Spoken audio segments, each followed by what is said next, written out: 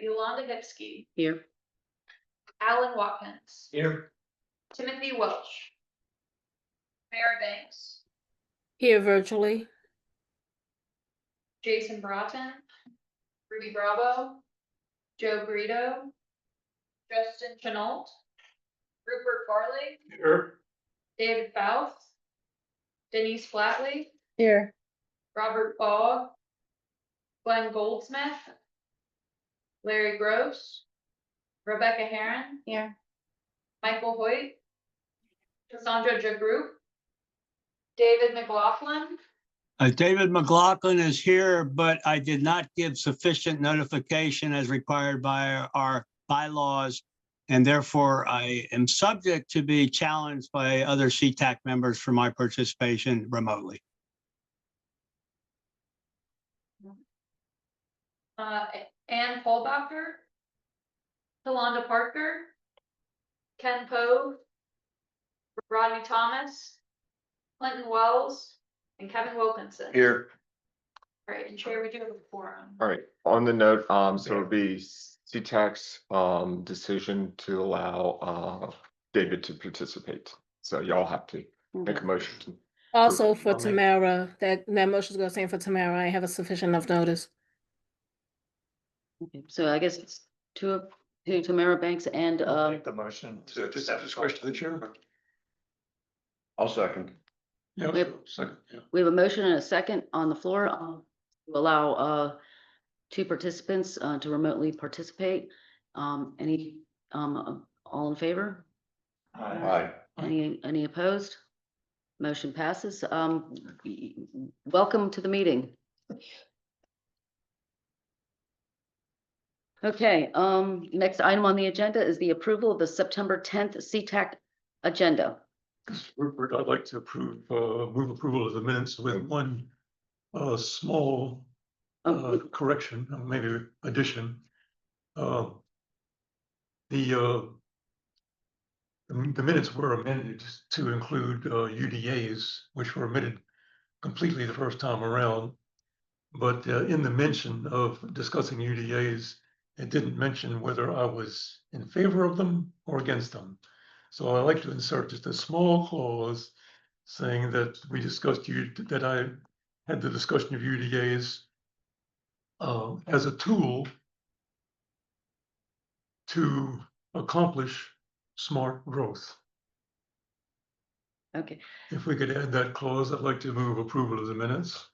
can we put a pin on that? Because the first thing we need to do is the agenda. Yeah. I'm sorry. October, it's a typo on the, Yeah, item number 3 is approval of the September 10th CTAC agenda. So Oh, I did misunderstood. I think we need to amend the agenda that say October 8th. And then I make a motion to approve as amended. Thank you for the date. I'm a month behind here. Oh, Sorry. second that. You have a motion and a second. All in favor? Any opposed? Motion passes. We have an agenda. The next item on the agenda is the approval of the August 13th CTAC minutes. And again, I've already addressed. Rupert, I'll reiterate my motion. I think it, okay, and I have a discussion that you had discussed the UDA as a tool to accomplish smart growth. Do you have a motion on the floor? I make, there is I make a it's- motion. Do you ever make one? Okay, so I second it thank you. as amended. Okay, we have a motion that's been seconded, with a motion to approve the minutes with an amendment to include that Rupert mentioned and discussed the UDA as a tool to accomplish smart growth principles or goals. All in favor? Any opposed? Okay, we have one opposition. I guess, I think the ayes. no, carried. that was Yeah. enough. oh, okay, it was an aye. Okay, thank you. Motion passes. Okay, thank you very much. Next item on the agenda is number 6, public comment. Approve the September minutes. Oh. We got it. Thank you very much for correcting me. Next item on the agenda is the approval of the September 10th 2025 CTAC minutes. This is Rupert, so move. We have a motion. Second. Second. All in favor? Do you have any discussion? Oh, This is Dave McLaughlin discussion. thank you very much, Mr. McLaughlin. Any discussion? Yes, in the September meeting minutes, item number 4, it talks about approval of the June 11th meeting, which had already been approved in item number 4.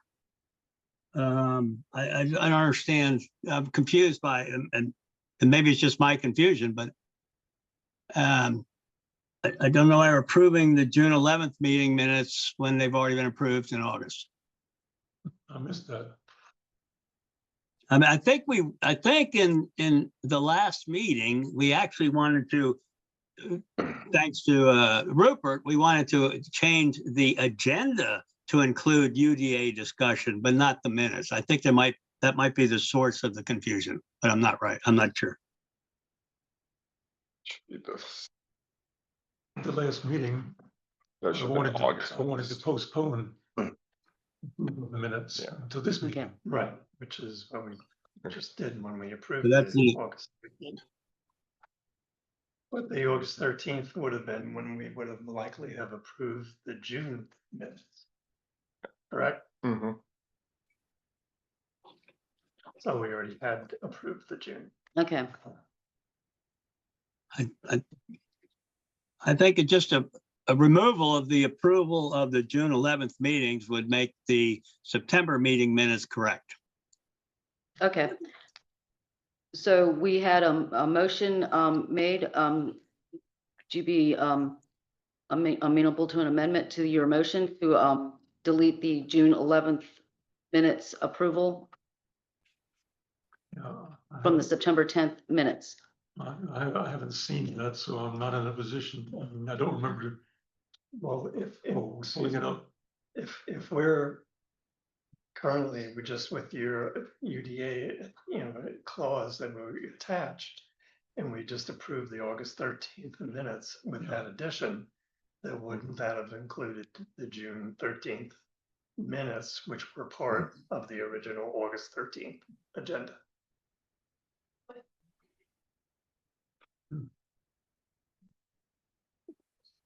We don't deduct anything from the August 13th Lost agenda. me. Yeah, you just need to say approval of the September 10th meeting minutes. Rupert made a motion to postpone. It should be August 13th, not June 11th. So Okay, issue. So it wasn't approving the minutes. It was basically supposed to be the August 13th, but it's in the minutes. It's just typed up June 11th. okay. So say it says for Yeah. August data. For the September. Oh. Okay.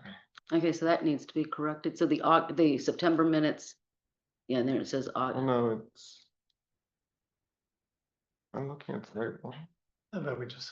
September minutes, I see where the September minutes reference June 11th and not August 13th. That. Oh, I have September. Hmm. Did the files get? So I'm looking at a different thing. It has that exact same error, but. Okay.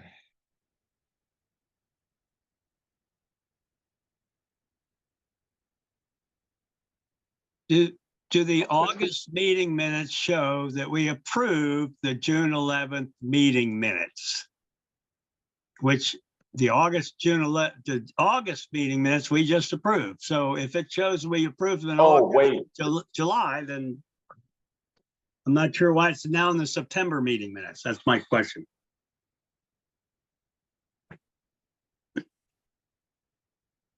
so if you go back to the website, so any amendments to it from the initial draft has not been changed. So if you're pulling it from the website until we have the new ones that you're approving, it'll still be the draft minutes because that was the error that was noted on it. So therefore that would have been it. You'll have to pull it from the September meeting. So I bet you we just didn't catch that. So that's right there. So it's postpone. That's correct. But that's the one issue. So Okay. it's item 4, approval of the June minutes, and that was from the August Yeah. minutes. Okay, so. And that was from the August minutes, but the September minutes, It's the September minutes that have the error. The August Okay. minutes have been correct. okay, That so, is correct. Yeah. okay, so. What would be the motion? To amend the September minutes to correctly state that it was approval of the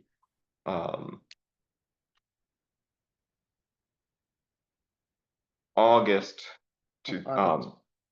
13th minutes that Rupert asked to propose adoption to correct to add the UDA as he mentioned. So it's the date that's the issue on those minutes. Okay, so that is the, okay, so what we have. We're having a discussion about the September 10th minutes need to be amended to amend the September minutes to correctly state the approval of the August 13th minutes that Rupert had asked for the discussion of the UDA as a tool to accomplish smart growth goals. Okay. Okay, so move. And I'll second it. Right. All in favor? Aye. Wait, any further discussion? All in favor? Aye. Any opposed? Sorry about that. I have to brush up my. Good catch. Brush up on my things. Yeah. Okay, okay, so now, next item is item number 6, public comment. Do we have any comments from the public? We have no comments from the public. Item number 7 is VDOT and transit report a problem. I have one. It was brought to my attention that there is a light at Madison Drive and Kings Highway and King George, where at certain times of the day, people are turning right and making a U-turn in order to go west on Route 3. So I don't know if the timing of that light can be adjusted.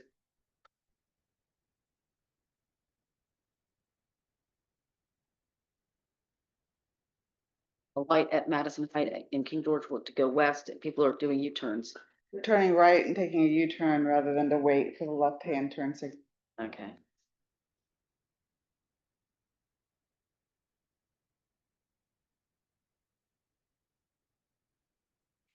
Any other comments from the public or questions? What item are we on? VDOT and transit report a problem. Okay, pothole on, Washington Street at Route 17.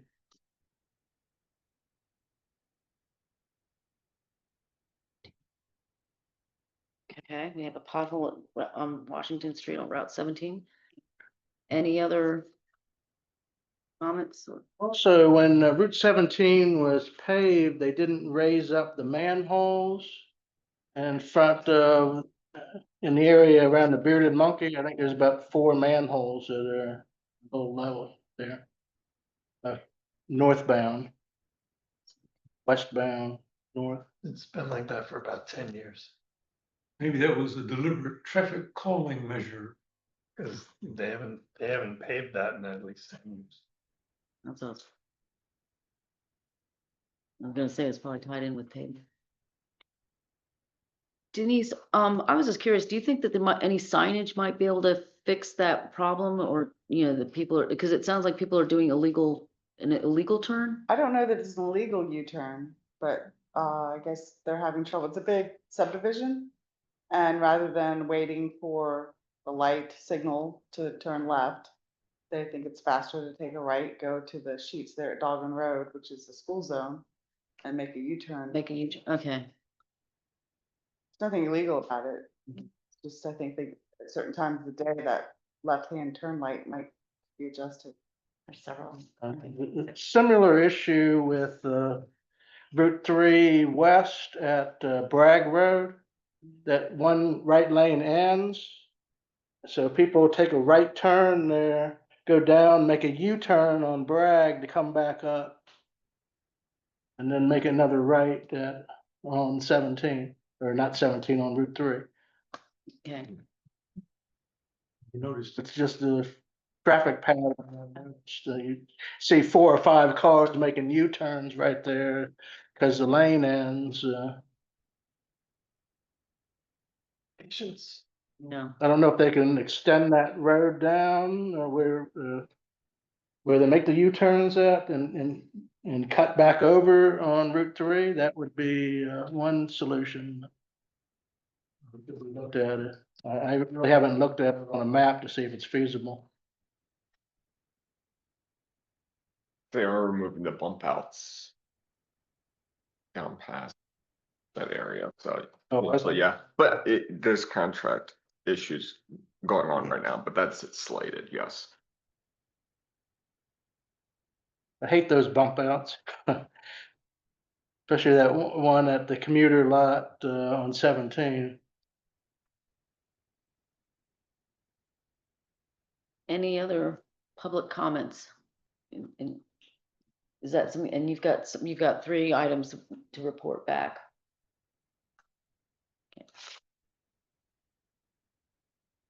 Okay, moving on, the next item is actions and discussion items. The first one is the CTAC Goals and Policy Committee feedback. I attend, and that's, I'll go ahead and do a quick report with Alan. I both attended the policy committee, and that was on September 15th. We had, I think, a pretty good reception from the policy committee. Connectivity was a big term I heard. I heard that from at least 4 or 5 folks who were there out of, I think that was the biggest one we heard. Second one was, healthcare transportation, and it's probably mainly because I had mentioned that I did the presentation. But connectivity was a big item. There was some of the comments was like, they do not like the fact that transportation and planning are not linked together. And they were, they said maybe we can look into figuring out how to make it work. Let's see, Alan, jump in anytime you. Okay, yeah, there was several different people who basically kind of confirmed that with all the developments that are being made, that information from when planning and zoning moves on one of those developments or not, that information does not necessarily go to either the planning commission or to transportation, so that they wind up being aware that there may have to be changes in transportation because of developments being, a little bit of an obstacle to where the roads were intended to go. That just like when Ian was here, he had talked about how much Interstate 95 was a barrier. And that was another thing that we talked about was they talked about was the barriers. And also rural roads too, the connectivity to the rural roads, and just, making sure the rural roads have, are addressed in as well, kind of like what we talk about here. We also talked about trying to be the go-between between the community and the policy board, so that we would try to elicit information from the community and then be the voice that brings it to the policy board. So, that's what I heard. Right. Anything you'd want to add, John? No, I think that was, Pretty much. Train tracks are a big barrier too. Yeah, it's hard to, the railroads have a lot of power too. They're not an easy group to change their minds. That's what I can tell you. So pushing connectivity would be a big, would be probably the biggest thing I got out, is that's what they want us to do, which kind of leads to, what we're going to be talking about later on with UDAs and smart growth. Like what Rupert was just talking about a few minutes ago. connectivity Connectivity cars or connectivity by Communication. mass transit, connectivity by Everything. walking? Everything, connectivity to mass transit, connectivity To to. model. So Yeah, transit the was last mentioned, mile. transit was mentioned? Oh, yeah, VRE was definitely mentioned. Bike trails was mentioned. Well, VRE is not quite the same as having enough transit available to avoid, I mean, a car. Yeah, but it was all mentioned. One of the things is, talked about how everything is cul-de-sacs. That we need to, everything is in a cul-de-sac. There needs to be more connections with bike trails. There was a big, there was an act, we were asked to, about, the bicycle pedestrian, advisory committee, BPAC. And how often we meet with them and try to get their, solicit some thoughts from them too. We also mentioned, we had brought up information about having people with health issues having a difficulty being able to get transportation to go to their different appointments and so forth. So that was part of the connectivity that we also mentioned. They talked about in the certain communities, and Supervisor Young from Stafford specifically ended up talking about Embry Mill, and that there's so much transportation where people, instead of walking to, drop their kids off at the school or something like that, that they wind up either driving them or the buses and so forth. That they wanted to get a more involved kind of movement where people would actually avoid using cars and buses. And Dr. Young also talked about connecting neighborhoods that, as for health reasons, active transportation planning, active transportation, which goes to, connecting, taking people off of roads, putting, so that they can walk and bicycle and make a connection between health and, transportation, make that that connectivity as well. I'll tell you, one of the big problems was, the roads were planned to be through streets, and they were, cul-de-sac off by developers, usually at resource protection areas or stream crossings where it'd be expensive to cross. So the problem is, they planned it, they rezoned the property. 20 years later, the people that live there don't want the road extended, even though there's signs up on the road saying this road is for future extension. And they get all up in arms, and then the politicians cave, and we don't have the connectivity that was originally planned. That's a broken record. Yep.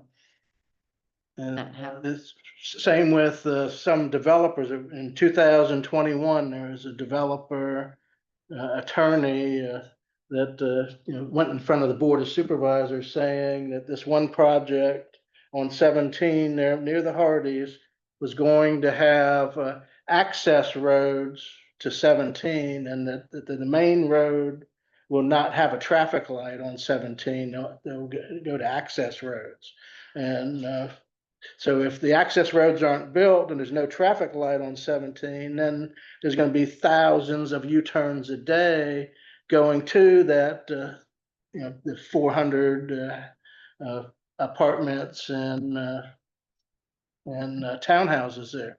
So it looks like that access roads aren't going to materialize like he showed at the public hearing, and that kind of stuff irks me when they never really planned it. They just showed it to get approval for a project, and then they go back on it.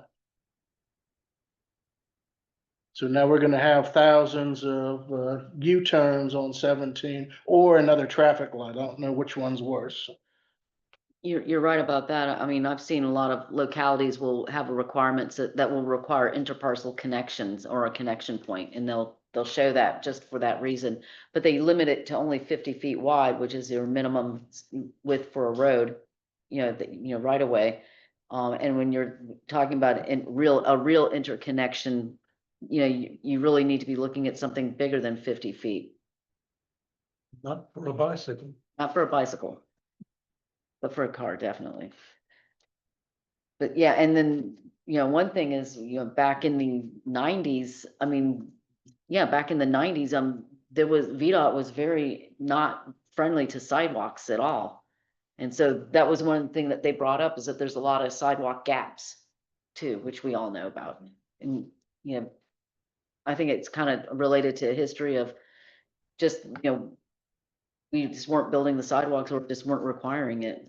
I'm all for sidewalks, but the problem is when you have roads that need to be widened, we can't be focusing on sidewalks and build the sidewalk, then turn around 5 years later and tear the sidewalk down and widen the road. So it's kind of a catch-22, whatever you do. So that was the report we had. Anything that, any feedback or comments? I'm glad to hear that you were well received. And Alan? Yeah. That would be a very good segue to our next item, which is the urban development areas and special service districts. Yeah, that was a nice report. Um,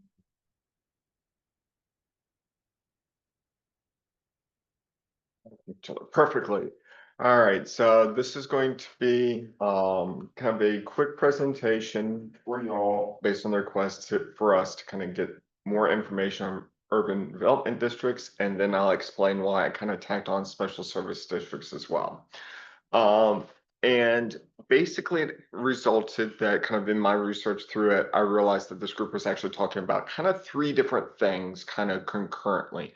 Now, we can always do even a deeper dive than what I've supplied here. I have more of the legislation. I can bring in more examples if you want, but I decided to at least keep it at a high level of what is happening within this region, so everybody kind of has a level playing field of how to talk about urban development areas or special service districts and others. So the main takeaway that you need to have here is that for urban development areas, these are zoning and land use tools that are enabled through state legislature for a locality to opt into. They're not necessarily a requirement like zoning, where you have to have at least a basic land use plan. This is something that you can do in addition to.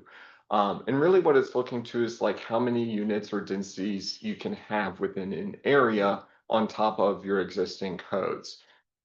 On the other hand, you have things that are special service districts, or sometimes called special tax districts.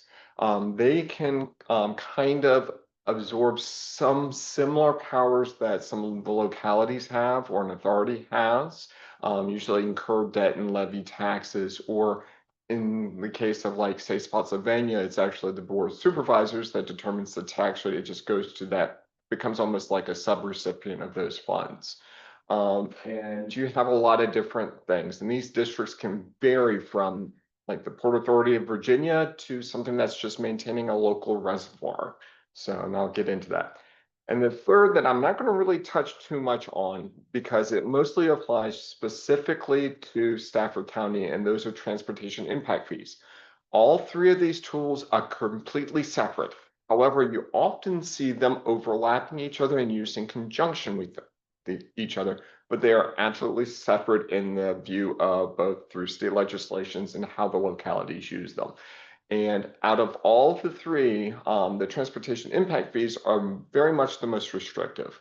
At the core element of it is that if a locality decides to assess a developer for a project, transportation impact fees, it has to go to increasing road capacity on the kind of road that it has identified that it's assessing the fees, and it has to do that in a very specific time window, usually between 7 to 15 years. It's got a little bit of a variance, like you don't have to do it perfectly in that 7 years, but definitely it's a hard stop within 15 years of whenever those fees were assessed.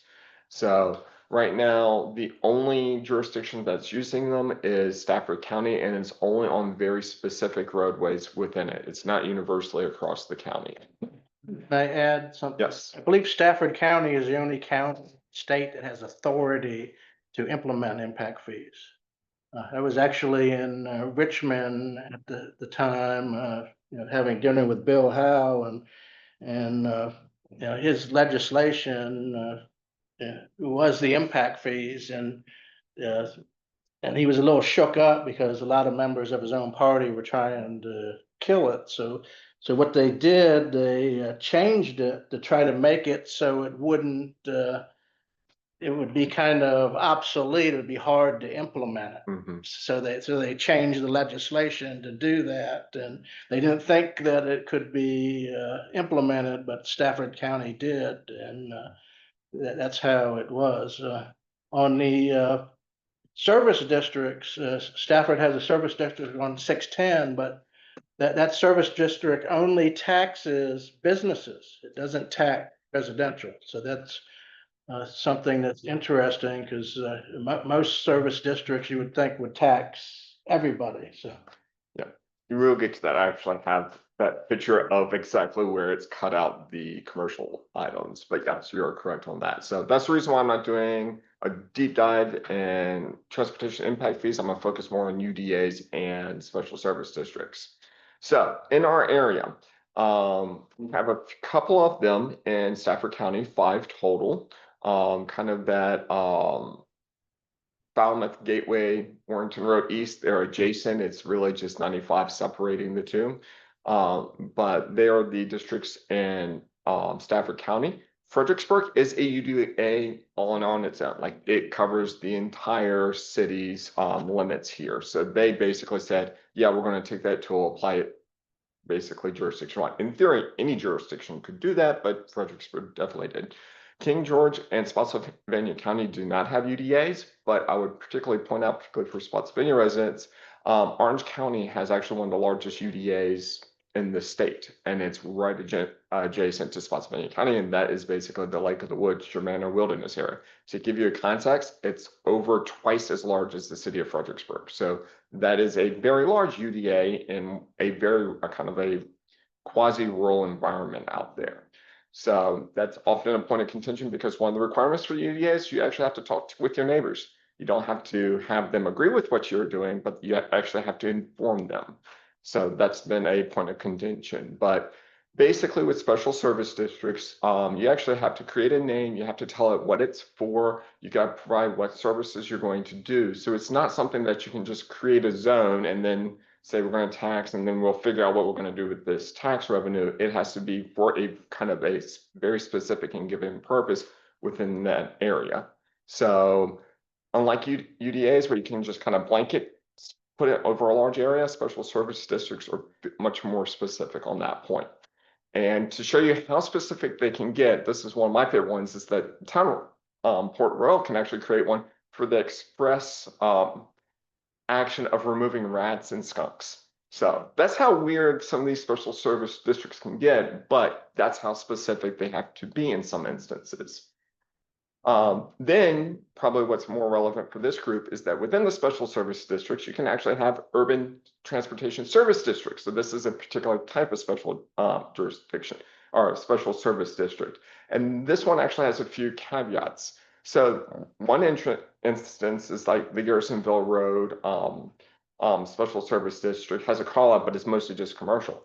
But if you're going to create one of these urban ones, you actually do have residents living in your district. It just has to be within a 1 resident per. So kind of the idea that you can just create a giant place out in the middle of the field, call it a special service district, get the powers to do your road network, doesn't really exist. So, and there's some other powers that kind of what it allows is that counties or sections of counties to almost start implementing tools that would be used by cities. So they would actually get some of the state maintenance revenue from that, and they can apply it in a very similar way to how the city of Fredericksburg could potentially do it. But that's kind of a uniqueness, and you have to have a certain population. So think about your more urban counties, this is what it can do. But in theory, Stafford and Spotsylvania County both fall within this capacity. You can have special service districts for the express mechanisms of funding road infrastructure. And in this case, Rupert likes to talk about value capture. We only have one example within the state. It's Route 28 in Fairfax, Loudoun County. And they created a special service district for basically the idea that they were going to build the road infrastructure based on kind of real estate and property tax revenues. The trick was it was developed in the late 80s. And it took about 12 years to actually become financially stable. So they actually started on the project a lot earlier, and it actually required basically government bailout type money in order to keep the project going. It was not actually capturing enough tax revenue to actually complete the project. By the early 2000s, it was actually finally getting to the point where it could sustain itself through the development booms. But even then, I think right now is they've just finally kind of completed some of these projects and some of the construction of it. So it does take 40 years for some of these items to kind of bear fruit, because I think a lot of the assumptions is you've had multiple recessions within this item, and that can have a serious impact on the capacity of the project actually delivering on its final form. So we do have it. It's not really used or talked about as a prime example because it wasn't a failure, but it definitely had a very rocky road, particularly in the early days of the project. Special service districts in our area. So Spotsylvania County actually is probably more of a prime example of using special service districts. You have Massaponax, Lees Hill, and Harrison Crossing. I'll get a deeper dive because you'll notice that in some of these projects, particularly like Harrison Crossing in the top area, you have sections missing. But in Stafford County, as Joe was saying, you can see that kind of pink area, there's a blue outline in the bottom. I'll have a zoomed in picture, but it kind of captures just the commercial property. So it's not the same as a urban transportation district. It's kind of its own other purpose. So for Spotsylvania County, you can actually see there's vastly different tax rates. You have everything from a nickel per $100 of real estate valuation all the way up to 44 cents. In Harrison Crossing in the left lane, they basically have the special service district, but Harrison Road and Route 3 are completely omitted. So even if that was within the powers of the special service district to collect funds for that, it actually cannot go to the two major transportation facilities that it is immediately adjacent to. So special service districts can cut out. Versus on the other side, Massaponax, you can actually see sections of Mills Drive, as well as I think that's Spotsylvania County Parkway, are specifically within their special service district. So those facilities would be actually included in what they can do. And Massaponax, despite being, Massaponax Lees Hill, you can see that there's a slightly different rates going on because depending on what services are provided. So that may or may not have an impact on what they choose to kind of fund within those areas. So, but I kind of wanted to point out that some special service districts have it. Some of them might actually carve out the main transportation infrastructure from being eligible for that.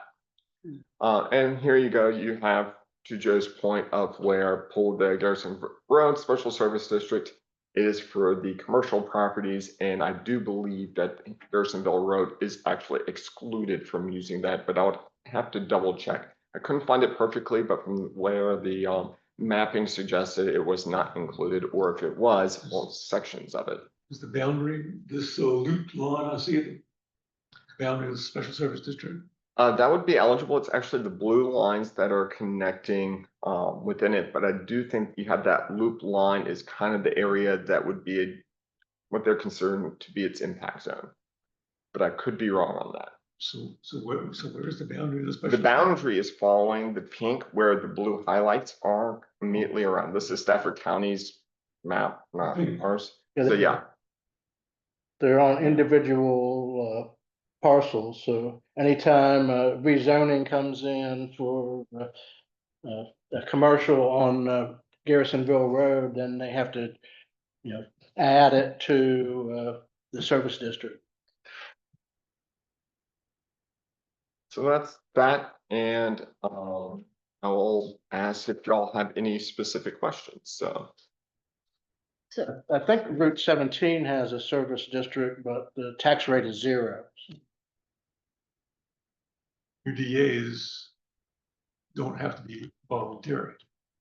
Can be demanded.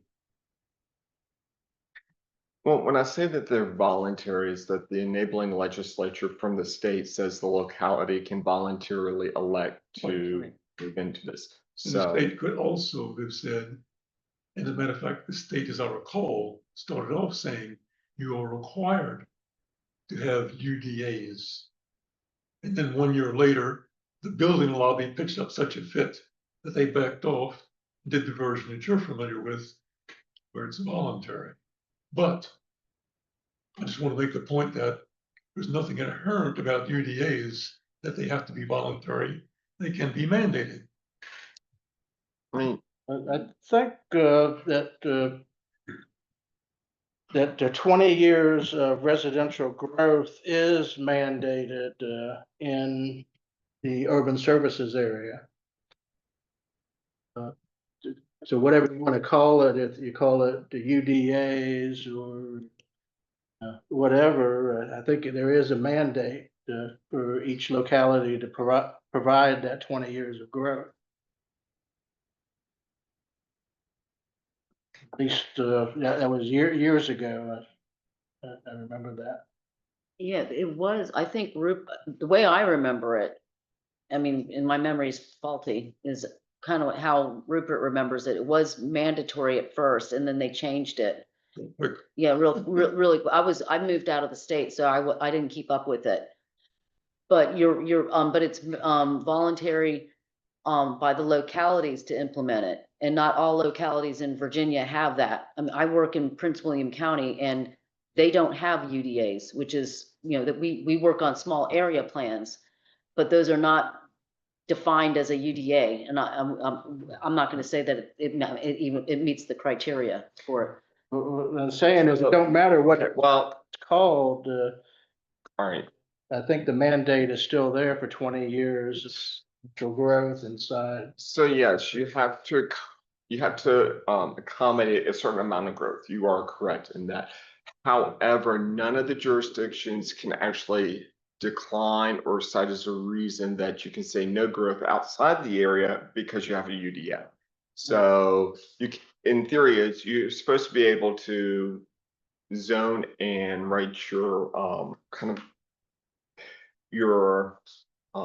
of density requirements that, based on the projections, and this was actually how we talk about Weldon Cooper, up to be able to absorb what is the expected growth within the region, and to be able to do so in part in your UDA. That doesn't mean you have to incorporate all of Stafford's growth into a UDA, but it has to be a reasonable requirement. So you can't just make your UDAs like density zoning artificially low as a way to cap it. So you can't kind of basically rate both sides of getting additional zoning and then being restrictive on the other side. But at the same point in time, there's a caveat in the legislation that says if there's a large developer that's just outside of, let's just say, the courthouse UDA that wants to develop, Stafford County can't say, no, you can't develop it because we want you to develop the UDA first.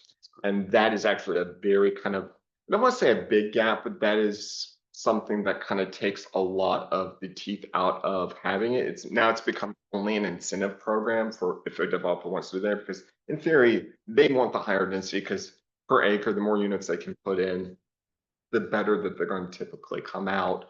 So it becomes only a carrot for a certain area. They don't have the other stick of you have to be within the UDA, which is more or less what a growth boundary is. Am I correct that the UDA is something that the locality will actually generally will initiate and do, and it's kind of like a planning tool? Yes, correct. But the special service districts, those are triggered by a petition by the the residents in that area, and they have to be at least 50% of the residents in a defined area. Yes. So that's like actually the tool to implement the planning. So you have the UDA it's the planning tool, and then you have the special service districts to implement it. Correct. And I've seen them doing all sorts of things too. You're about that. I think the petition's optional. When the service districts were implemented in Stafford, there was no petitions or anything. Dudenheffer just led the charge, and we're gonna charge businesses and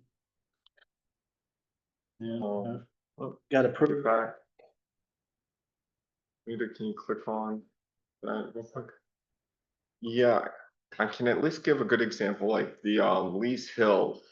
This area is basically, I believe, Silver Companies. Basically, if they own that as they're developing it, the purple one on the right, I think is the more residential units, and the green one is more the commercial office space items. And so the Silver Company kind of developed both of them, but they also kind of split it up a little bit different. And if they're the sole property owner, they can basically say, hey, jurisdictions, we have 100% property owned agreement, can you make us a special service district? And that's actually a pretty powerful like developer / jurisdiction tool to basically help pay or distribute some of the burdens of the infrastructure there for whatever development is going in.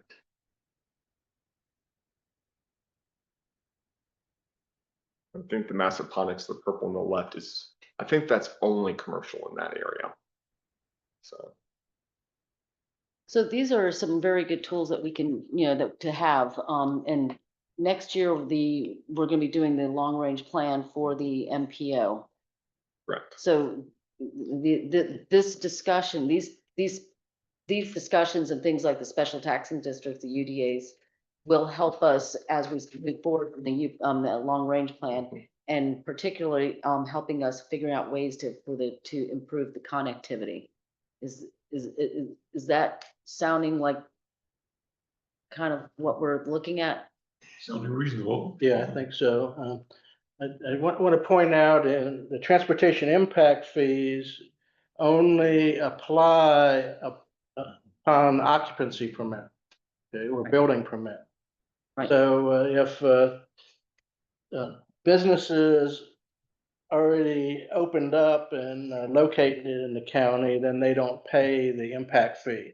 So my suggestion was in Stafford that a lot of the businesses on Centerport Parkway were built before the impact fees were implemented, so that maybe they should be paying a service district to help compensate, because Centerport Parkway is going to need to be widened, and I think they should have to pay.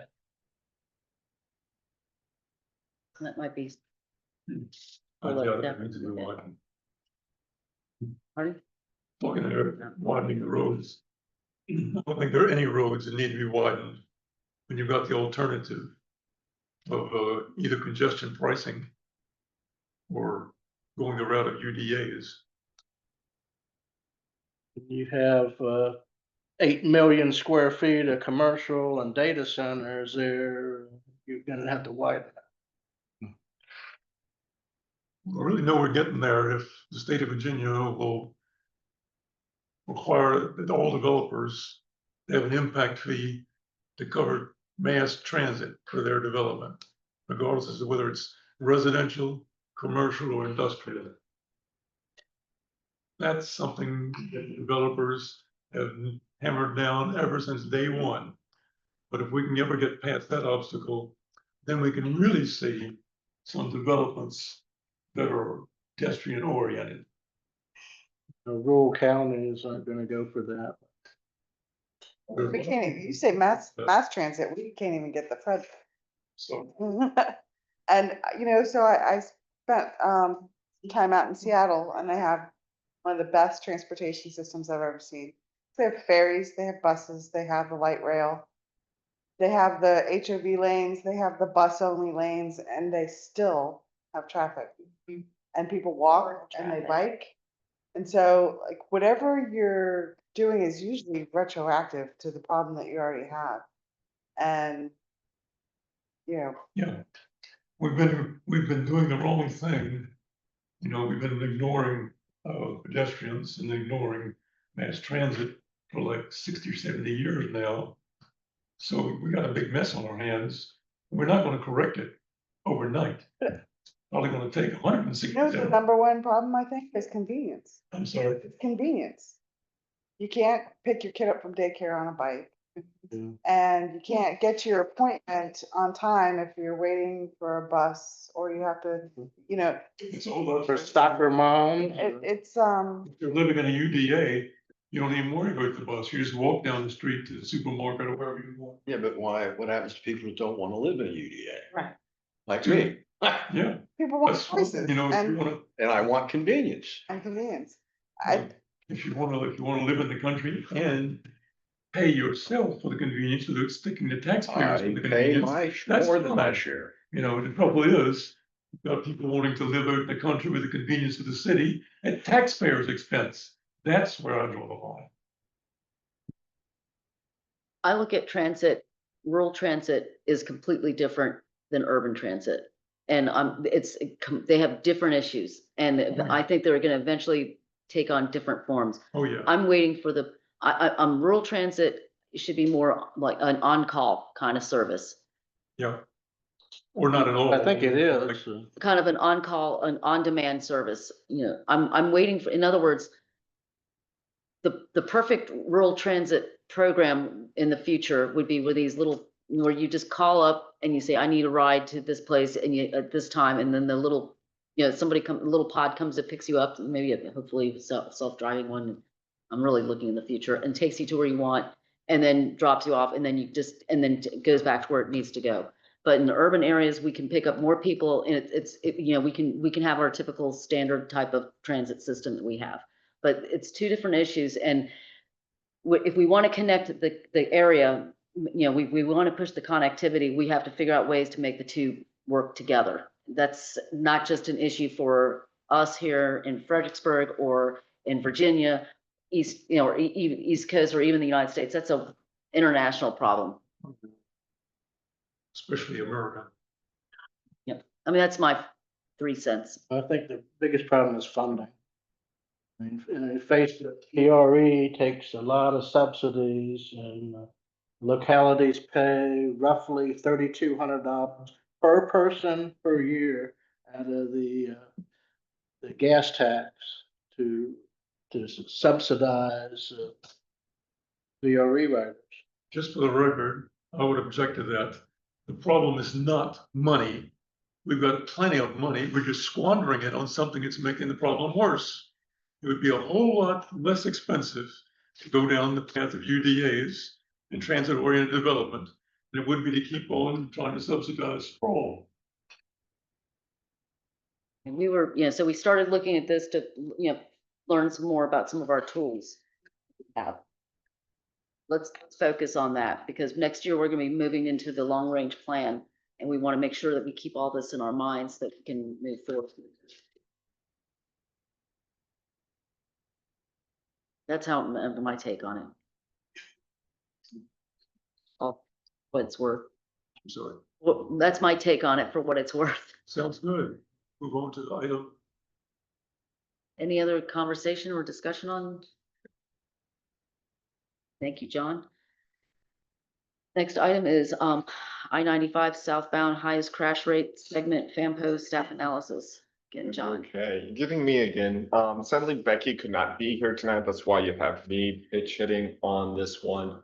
So if you have some very specific questions about how to calculate crash rates, I can take those back to Becky and have them provide you a more in-depth analysis. But this was a trend that colloquially we started having a feel that there were more accidents happening southbound, particularly southbound in the afternoon and evenings.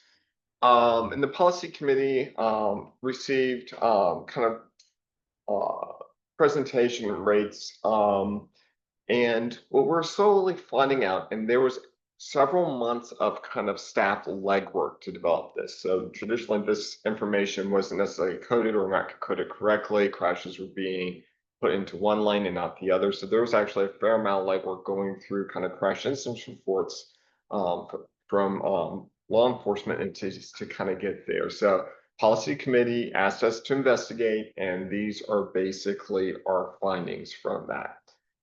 We are talking about crash rates. A very simple explanation is we don't just look at the number of crashes on 95 versus another road. We have to normalize based on the traffic volume and length, because that can be deceptive, particularly when you're dealing with a facility as large as 95, where you're just going to have high volumes. And so you have to kind of walk that back and say, all right, per like quarter mile or mile segment, what is the kind of crashes for the volume? Because before a exit or after an exit, you'll have different volumes. And so if you actually have the same number, you could actually be having a more serious issue after the exit than before, or before the exit, if it's high volumes, it might be kind of depressing some of that. So there is kind of a normalization going on between this. So that's what Becky did. They're the safety professional engineer that did this analysis. I am just bringing it to y'all. So generally speaking, we have seen a kind of a large uptick in the number of crashes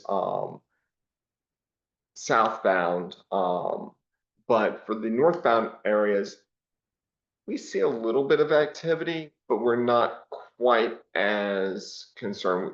There's stuff going on, but it's kind of within the normal range. Is that pre-COVID and post-COVID, while between Dumfries and Dale City, we think that there's probably an issue going on there. It's technically outside our jurisdictions, but we try to pass this information along. So we know that that's most likely a hot spot, but at the same point in time, between Garrisonville Road and Dumfries, it's dropped too. So there's something going on there, but we're not really focusing on it full stop for this one. However, southbound, particularly between Plank Road and Warrington Road, we're slowly seeing an uptick in the number of crashes, and it's not, and even accounting for the amount of traffic that's hitting those facilities, there's definitely something that's going up, and it's definitely has a correlation with the new local lanes that have since been opened. So before the local lanes, we had the average crashes per year within the state rate of just under 100, and now afterwards we have 128. And these are all southbound, kind of Warrington Road and south. So we're seeing an uptick there. What's the different rate since that it was years ago? There's more traffic volume now, so We will get there. Yeah. Okay. We will definitely get, and we're Impact of COVID, huh? the impact of COVID, which no one was driving. We've accounted for that as well. By we count traffic volumes, we actually see the number of crashes per traffic volume in that rate as well. We'll get there because that we think that congestion is playing a part in this. So if you don't have as much congestion during COVID, while there might be some more types of different crashes happening due to speed and whatnot, it's not the same rate that we're having here. But for us, before, we're seeing an uptick in generally every single type of crash, with the exception of fatalities per year. And that number is at least small enough that that's probably within the noise. It's a decrease, so we'll take it. But that would be something that we're saying, okay, we're seeing all types of crashes going up post the new lanes. And so there's something kind of going on with that. We see more or less a very big increase in rear end crashes, and that's kind of suggesting that there's a particular type of instance that is slowly contributing to that. We do see side swipes and going up a little bit. Fixed object, that's probably within it. Angle is also within noise, but analysis that I kind of did to help with Becky was just determining that like t-test tests of significance, and we're saying when you actually combine side swipe and angle, you actually do get a significant increase, where actually there doesn't exist one on its own, but that might be just to how law enforcement might be coding. If somebody's like slamming on their brakes due to slow traffic below them, some folks might be able to swerve and kind of hit at an angle. Some folks might swerve and then hit the car in the next lane as a side swipe. So you might actually have the similar type of reactions happening. It's just showing up slightly differently. So rear end collisions before the lanes, even a seasonally adjusted, you see seasonally swings, but in this case, it's relatively kind of flat. Actually, a slight decrease that's happening, but flat as things. We have after the new lanes, yes, we definitely seeing the rear end type of collisions through these are definitely increasing and actually increasing more as traffic is building. Becky basically went through each one of the crash reports and did an analysis of, okay, what's going on here? The mile marker, you get a fair amount of information, very detailed things. So they also looked at what differences between 2 cars versus 3 or more cars. So literally going through some of these crash tests and going through the vehicle diagrams to identify how things are happening, how things are moving. And yes, that can be something that we can further use to analyze the crash behavior. So again, rear end crashes per month due to slow time have increased since the new local lanes. We're seeing kind of that general trend. It's just more and more and more. And even across time of day. However, if you notice something, afternoon is the real big key. So that 6-hour swing in the afternoon is accounting for most or nearly half of the accidents. And we think that there's a common denominator then that as traffic is slowing down in the afternoons, particularly near interstate interchanges, people are either not aware or are traveling too fast, and all of a sudden traffic kind of slows down to a stop, and then you have specifically rear end collisions. So we can say that definitely, as you can see, the traffic builds through the day, even in the afternoon. As soon as we start creeping into that 3 to 7 p.m. thing, we see those backups starting to happen right at peak PM rush hour. Are you including the regular 95 lanes or just the local? That's where, yep, that's where we're getting to. Because we're looking at the traffic differences. As you can see, we have our traffic totals. You see the COVID dip, and we've actually been slightly slowly increasing over time, and we're even breaking up our traffic between the local lanes and the new through lanes as well. So the total amount has that slow raise, but you can see that there's actually a little bit less traffic happening per each one of the jurisdictions, but I mean types of lanes, but combined it's slowly increasing. Combined AAT between the two, you can see how COVID kind of has that big drop. So it's not that traffic has exploded and there's way more traffic. It's actually the traffic is generally about the same that it was previously. But we're seeing some of the traffic at exiting, we're seeing more traffic kind of coming on and off. So at Thornton Road, you have a significant number of vehicles exiting at Plank Road. We think that the exits backing up is contributing to the slowdowns that are causing the rear end accidents.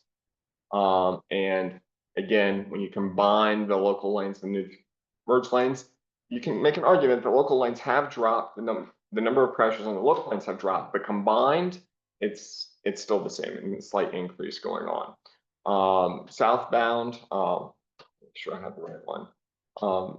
Again, crash rate per million vehicles, it's kind of in that same boat. So we map the crashes and you can kind of start seeing that there's a thing, you cross the bridge southbound and you're starting to have crashes kind of happening basically right when you're in the city of Fredericksburg limit, all the way down to Plank Road there. However, the local lanes are also, I mean, the through lanes are also having accidents as well. It's having fewer accidents, but you can kind of see there's like right above the interchange at 130 there, the local lanes kind of has a drop and then it picks back up. Not really sure what's going on with that, but we think that there's something going on. Don't know if it's folks swerving, merging, not paying attention, but we're aware that it seems to be a similar pattern even on the through lanes. Further south, we see a very clear trend. That's the 126 exit. As you're approaching, it gets heavier, and then all of a sudden, even with the exit, it starts flowing again, or you don't have the slowdowns from the exit, and so we're not seeing the same crashes. But you can see that it's slowly building as you're coming south to exit 126, and then that's what's happening. Now, what we've been putting through, and I'll kind of hit on this, is that 126 has recently had its new improvements going on. Those kind of were completed in July. This analysis, I think, goes through the crash data of April, so we don't quite know the impacts of the improvements to that exit quite yet. But we could at least say that leading up to it, there was most definitely an issue with slowdowns approaching that exit that was contributing. We did not see the same amount of crashes. Most of these crashes are happening in the right lane. So that again, it's another thing that's kind of hitting that. That's where the concerns are. We're not seeing the same crashes in the center and left lane. So that's more of an indicating that we're not kind of having the same slowdowns or the same exits. I also would jokingly say it's probably my brother being from Maryland, just trying to go fast in the right lane, then all of a sudden hitting traffic, not being aware of it. But we do think that it's more than just that. So, and then we had some kind of key findings, mostly that we don't think that the exits at 130 are going to change. I think we are still going to have an issue with some type of crashes from rear ends happening in that facility. The uniqueness is that's also happening in the through lanes. But granted, the through lanes kind of end, so we don't know if it's a backup from where everything's merging back again. So that's kind of a contributing factor, but it does have that weird gap in the data as well. So we're going to kind of keep monitoring this.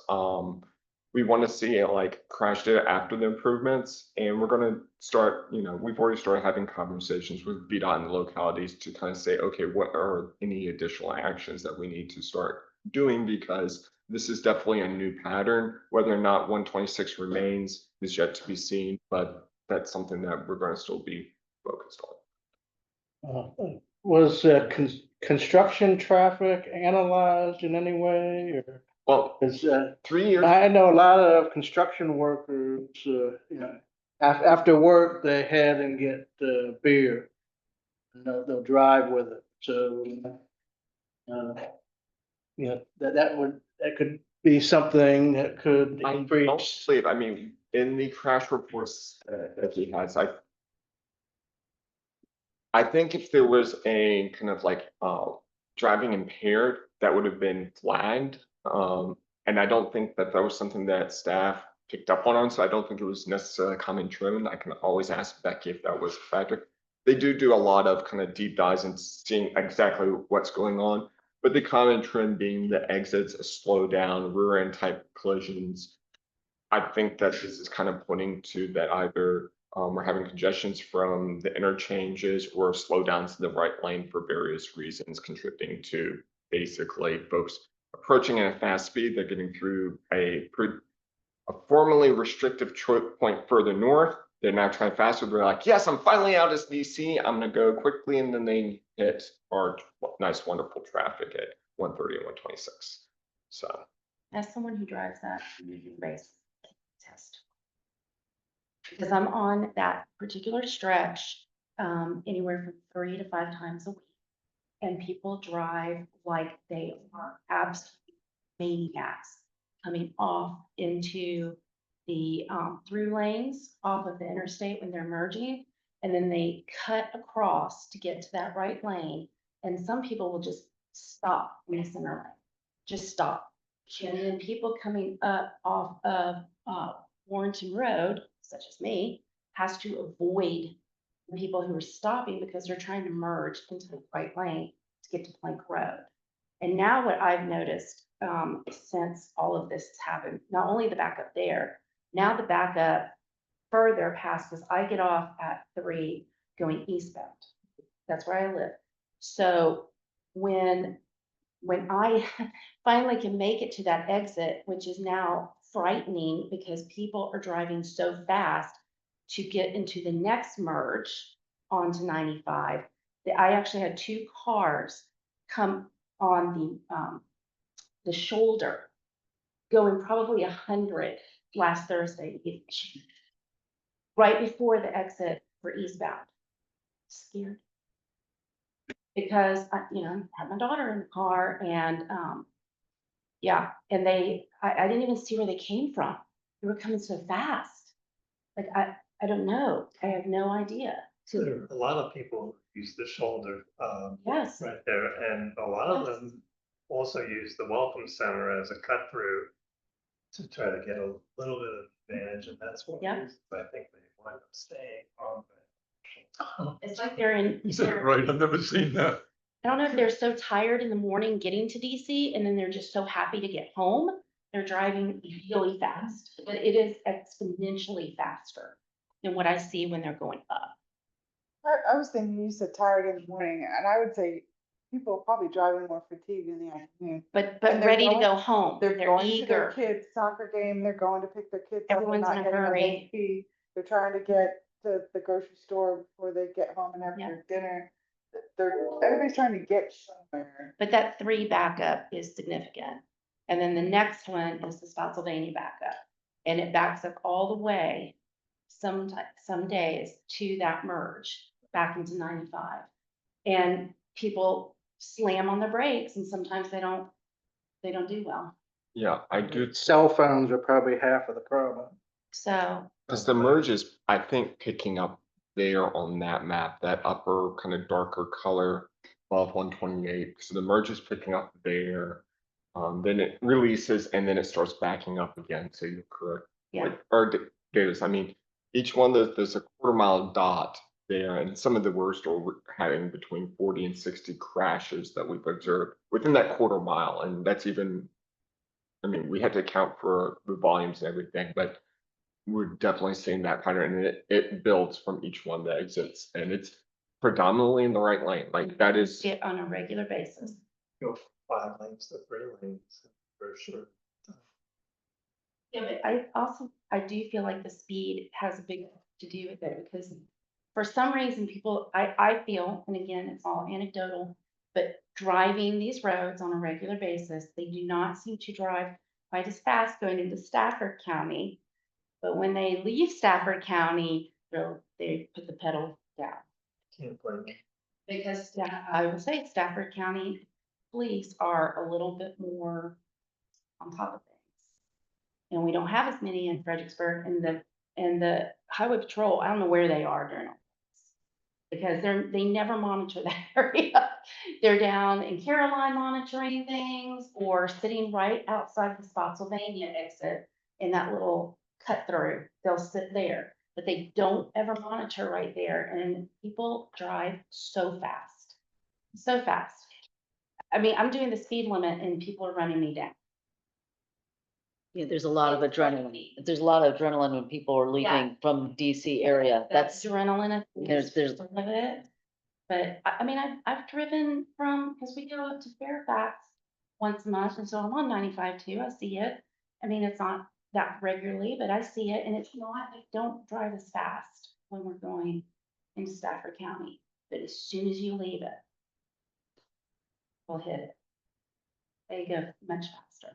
I commute, up north too, so, yeah, you said you had there were some conversations already going with MDOT. What was for some solutions? What were some of the ideas? we haven't gotten to this, like, let's do solutions yet. Mostly we've been vetting our analysis to make sure that we are correct. So we've been working with the VDOT's safety engineer on that. Becky's been in large amount of conversations that we've been in conversations of how we're going to plan to do to see what, particularly with exit 126, because right now that's the HUD of the 2 spots. Yeah. But we are aware that it has been under construction. We know that the queues have been building up during construction a lot more onto the interstate at that point in time. And so we're like, is this going to be an item that goes away after, now that we've basically kind of completed it? Or is it something that's going to remain or increase? And therefore we need to take something. The other question is, we're trying to figure out, okay, what would be the next steps, particularly for 130, between 133 and 130? Because we're dealing with 2 facilities that are basically having similar but not the same crash patterns. So we're still seeing the backups resulting in rear end crashes on the through lanes, but although the local lanes are still having a little bit more of a challenge. So 126, granted, the improvements have worked very well if you're going south on Route 1. If you're going north on Route 1, not so much. They're getting ready for phase 2. And Yeah. that's a nightmare as it is, because I take my wife to the gym and the traffic to get to on northbound on 95 now is back beyond the bridge, almost to Yeah. the light. it is. Yeah. Mhm. And then it only then allows 1 lane for the through traffic. Especially in the afternoons, I've noticed that, because I work down there too.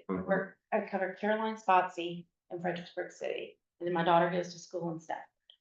So Yep. I'm in all of those roads. That one down there, especially in the evenings, if I have a visit 3:30, 4:35, and I'm trying to come up at 5 o'clock to get to the school, it is so backed up down Route 1. It takes 30 minutes almost to get just to the interstate. It's, Well, they did improve the light, the timing that's of for the the lights, the timing of the lights on northbound. They did improve. yeah, that a it's little gotten a little bit better, bit. So it does move a tad quicker, but it's still backed up but more than I would you think. see where the new construction's coming, and they're gonna be looking at that, and that's gonna be, I'm like, we just got rid of 3 years of madness. Yeah, you're right back. It's 3 years of madness. Yeah, I'm trying to find workarounds now because it's so Yeah, bad. so another interesting thing that I think we've kind of talked internally, but as I said, the traffic has been about the same, or if not slightly increasing, particularly on the through lanes for the interstate capacity. Our exit traffic is increasing. I feel like it is. And that's very interesting because that also tells us that our general users, the through versus folks exiting, that's more or less changing some of the behavior and what's happening. Because for me, we're having a near 40% increase on exit traffic, but the traffic on 95 is within a few percentages of each other. So we're kind of like, so something else is also going on with how like our general design or The behavior. difference between on 130, you don't have the explosive growth because you don't have the proliferation of subdivisions down Route 3 Yep, like you did 20 years ago. yeah, there are or a lot even- of new even ones. 10. And then No, the- Route 3 is the one that's increasing. I mean, 40% growth on vehicles exiting southbound on Route 3 versus 10 years ago. Like, we have new growth out there and then we Yeah. built condos at the mall, where you're right at that exit. And I think those are full. They seem full every time I'm out there. And then all of the stuff down over by Wegmans, all of that's built out. All of the things across from down Bragg Road next to the Mercedes, none of that stuff was there. And now it is, and it's all full, all of it. And not just with one family, because I also serve these families. There are multiple families in the single house. So that's adding to the traffic. I'd be interested to see where the exit traffic on 133 is as well. Because one of the things I have noticed is when the through traffic on 95, those central lanes get backed up, that people use the local Oh, yeah. lanes Oh, yeah. to try to, think that they're going to get around. So if the exit traffic and the entrance traffic on around 133 is similar, I would think that it shows that the vehicles exiting off of one onto the local lanes or just going straight until they can get back on again. that's actually one of the conversations that we've been having with VDOT is how to get a bit better let's say understanding, but account for differences in volumes based on what's exiting and what's immediately coming on, because that can have impacts on traffic values and impacts on how we're calculating some of this as well. I know Becky and safety engineer basically getting conversations about how to handle that, particularly with the crash rate analysis, because we're aware of things are kind of fluctuating, but through traffic versus local traffic. Yes, but we're kind of folks, again, it's kind of where the accidents are happening too. They're happening in the right lane. So if even if you're through traffic staying in the local lanes and you're staying in the left, you're banging into folks as much as folks happening in the right lanes. That's something that has been consistent, that it's happening in the right lanes. Well, don't assume that through traffic is only staying in the lane. Oh, I know. That's why my brother from Maryland, who tries to undertake everybody. Yeah. You put those Maryland tags on the back of his car, all capacity drives. Amazing. So. Rough. It's Well- all behavior more than that's. When I lived in Maryland, they all talk about how bad Virginia drivers are. So go Yeah. figure. Everybody, everywhere. Yeah. I'm surprised that I was surprised at, well, at I guess it's exit 130 where basically where the split is, for the local lanes. I was, I find the signage there kind of confusing. And I'm wondering how much that is contributing to accidents, just somebody who's, about ready to turn off here and then, oh, I gotta go back here and do something crazy. Is there a high rate of crashes there?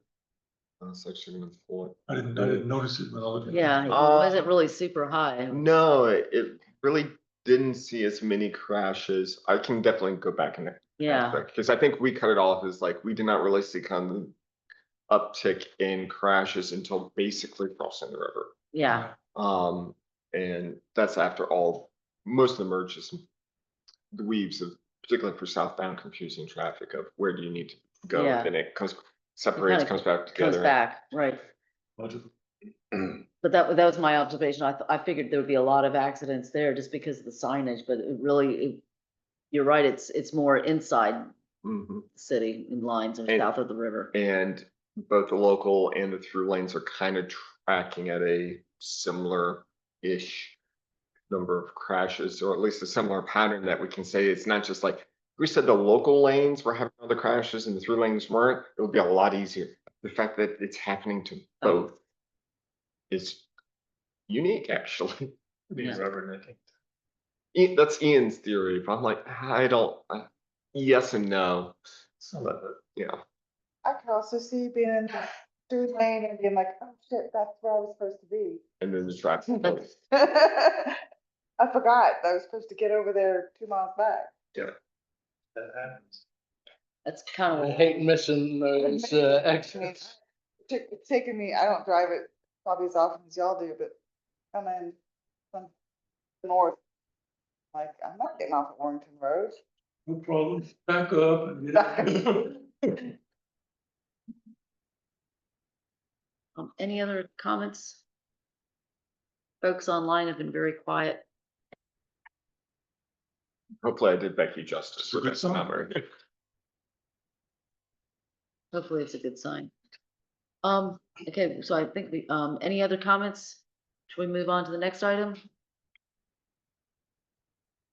Next item is the FAMPO bike ped counting equipment and software and distribution. Ida?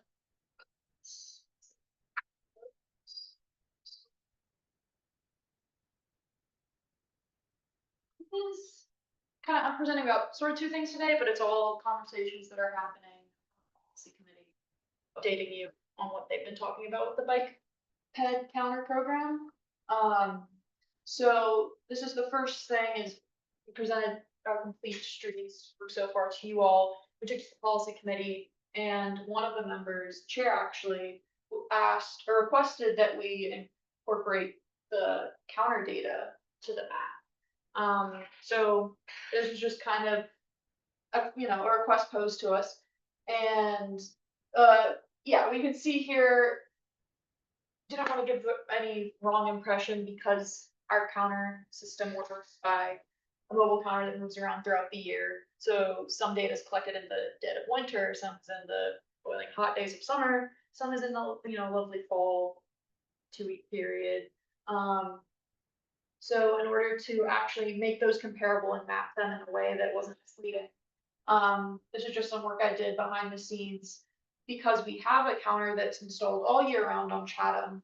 So you can kind of see for each of the sites here, it was just using the Chatham data to sort of normalize that data for time periods throughout the year before getting like an annual daily average for each site. And so after doing that process, it is now added back to the existing conditions map, which you may have visited before and you can visit again, and see that data. If we go over, add the layer here, and again, it's these extrapolated counts. So clicking on this, it'll show you that extrapolated daily average where I had kind of the calculation on the back end to normalize it throughout the whole year. And then also the observed daily average from the time period that we had collected counter data.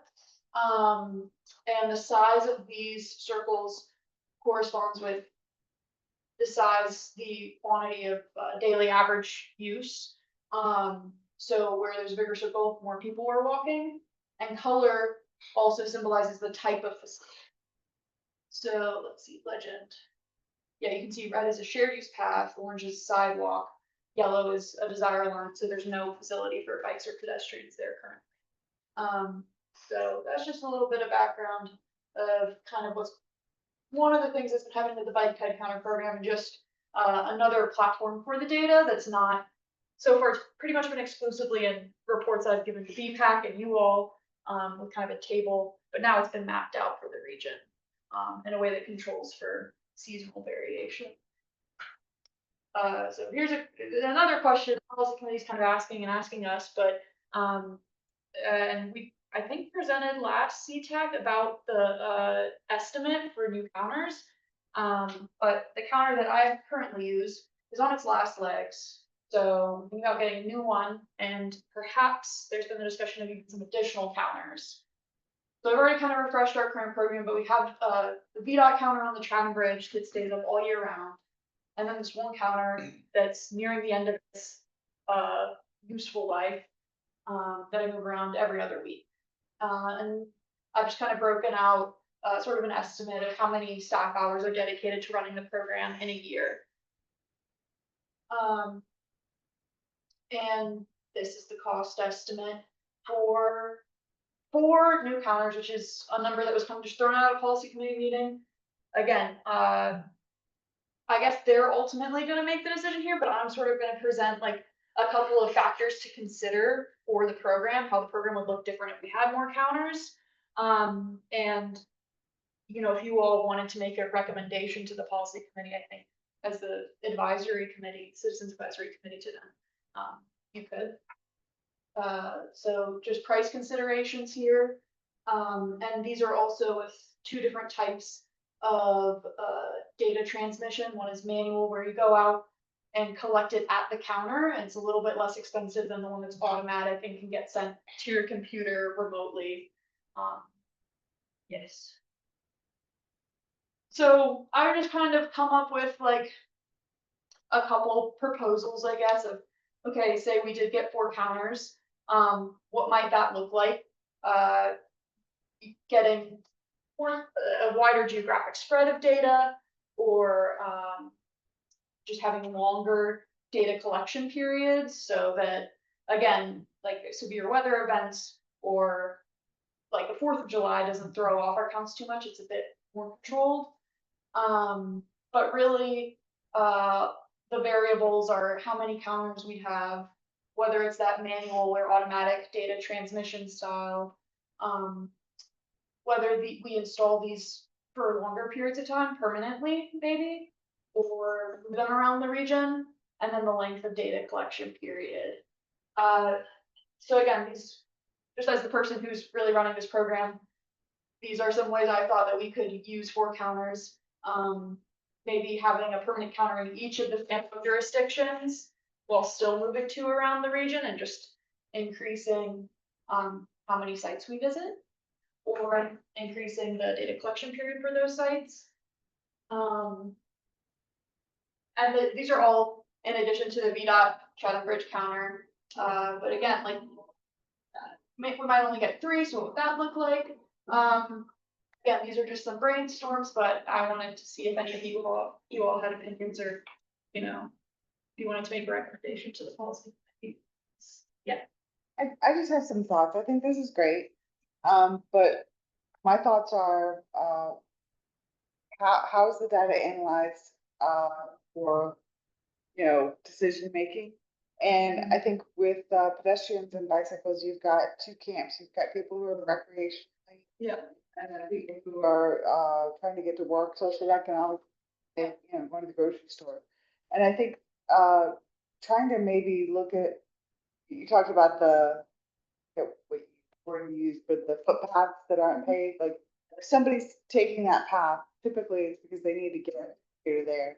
And so I guess my question is how do we correlate the information to determine what the primary uses are in certain areas, and how to help people who we might need to enhance these paths because of safety versus somebody's riding their bike on a sunny day. Right, well, I can give you kind of a couple examples, for like both of those cases, I feel like. And the first one, comes from Stafford County, up in northern Stafford off of Garrisonville Road. There's an intersection that doesn't currently, I think at any approach to it have sidewalks. But certainly on one, there's just a desire to have, for mowing the grass and people crossing from where there's like primary residential area on one side to a Walmart. I think. So it's driving a lot of foot traffic there. And Stafford County had submitted an application for transportation alternatives, VDOT's transportation alternatives program funding to fund pedestrian improvements at that intersection. And for their application, we used bike counter data to support that, just showing that even with no facilities, there was already a high volume of pedestrian traffic. Additionally, recently VDOT has also requested some bike counter data from our program. And this is more in line with the recreational use, because there is the, if you all have heard of the Dixon Park connector, coming just off of Caroline and then below Route 3 to Dixon Park. Some residents had asked, how many people might actually use a facility like this?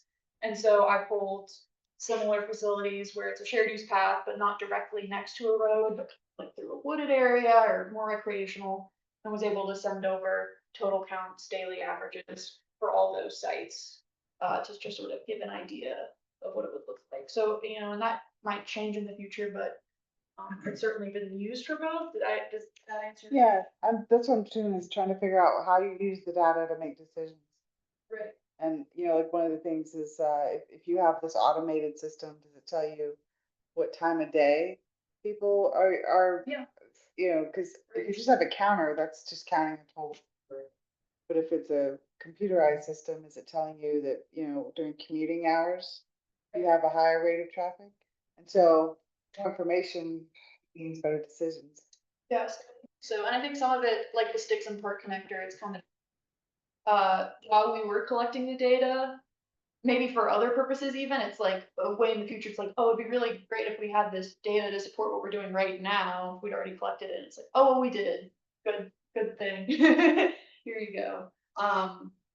So I think, and the counter definitely does break it down by hour of day. It's very detailed. I just usually don't include all the detail in the reports or in the mapping. So Lita, I'm hearing you're asking us for recommendations for the type of counters, manual versus automatic. That's the first one. Then you also said time period, and you said I want to make sure I understand that. When you say time period, was it, and then I also heard that, was it going to be permanent or rotational? And so is it time period, like how many weeks or months you think it should be at one spot? And then when you say permanent rotation, you mean how it should be just this, rotated around? Yeah, so I feel like, yeah, permanent versus mobile. Permanent, it's really like set in one space for, maybe even years. And that could be cool to see a temporal change, how use changes over the years. But mobile counters, you can still change how long it's up. Right now I'm doing 2 weeks, but if we had two, each could be up for a month and we'd still have the same number of sites that we're monitoring right now. It would just be a longer collection period. Or we keep it to 2 weeks and double how many sites we're monitoring. So it's sort of just what the priorities are. So type of counter, how permanent or rotational, and then just how long it should be. Any kind of recommendations. I mean, having been there and saw the presentation that was made to the policy board, I was disheartened that the number of only two of them, 2 counters instead of the 4 was originally kind of thrown out by them, because I think there's so much more of a benefit that we could get from that. And one of the things that I thought of right away is, since it's basically going to be 4 counters for around 18,000, that's like less than 5,000 per counter, that the jurisdictions who would make use of the information more than FAMPO should consider spending that money themselves for the counters. And the other thing that ties into that is, because the staff hours that would be necessary to be able to go and move them from place to place to place for the non-permanent ones. Couldn't that be done by like Parks and Recreation employees if they were just informed how to go about doing it? Or I was gonna even suggest that to go out and even automatic versus manual, I mean, you've got 264 hours versus 144. So 264 minus 144 multiplied by somebody's paycheck, per hour, and then you've got your cost savings. And I bet you anything, it's gonna be a little bit more than, what was it, like $3,000 difference? Well, even your time should be spent working with that and spent as opposed to being out there. And that's included. Not in in counting. Vouchers too. Yeah, Right. Yeah, plan. Yeah. Yeah, I've got a durability question that didn't come up in your presentation. My wild guess would be that the manual collectors have got more moving parts than the automatic ones, and therefore the manual collectors might wear out sooner than the automatic collectors. So if the automatic collectors have a longer lifespan, I think maybe you ought to mention that in your presentation, or am I barking up the wrong tree? You're actually spot on. Is that the issue with the manual counters is actually the device that you need to connect to them. And we're using a cell phone that is, I don't know, like 2011 3G capacity. Like it is retro tech at this point. Yeah, it's interesting. The phone I use, the app to collect the data is no longer available in the app store. Like I couldn't download it on my phone to go out and collect it because it's been discontinued or it's been upgraded at this point. But the older version that's on the phone is the only one that's compatible with this And older counter that we have. these counters, I forget, I think it's definitely more than 10 years old, already been flown to France to have its battery replaced. So it's got another 7-ish years as long as we can interface with it. So, I mean, it is like at this point in time, as soon as it breaks, there's no coming back from this device. So we're like, we've gotten it back and up and stable, but we basically bought time to be able to look for a replacement versus we bought time and this is an investment that we don't have to worry about for it. This is like, Well, I have to assume that the new purchases will use new connection technology to like link Bluetooth or something like that. And so that would be a benefit too. so regarding permanent versus rotation, are you thinking like one counter per county and then having one that is rotated around, one permanent, one per county, and then Well, again, when the number of 4 counters is being thrown around, and the amount I'd move just the one right now, again, like consuming staff hours, it'd be a lot to move 4 around the region to different places. So an idea I had, if we, wanted to limit staff hours, is just keeping some up and also getting a permanent. So like right now, we have one permanent counter, VDOT, it's not even ours, it's VDOT's counter that's installed, I guess, kind of between the city and Stafford on the Chatham Bridge. But this way, again, if all the FAMPO jurisdictions are buying into this, giving them each, one, and just having that geographic spread throughout the region. And it should be done for study purposes where they would like to maybe enhance use somewhere on a certain trail. So, I'm sure there are places that you put them where the counts are so small that it winds up being a waste of time for you to be put it there. Whereas if trail is going to be considered in a location, if they had data for that particular area, that would give them, let's say, a reason to be able to work on that particular trail. I can't seem to remember.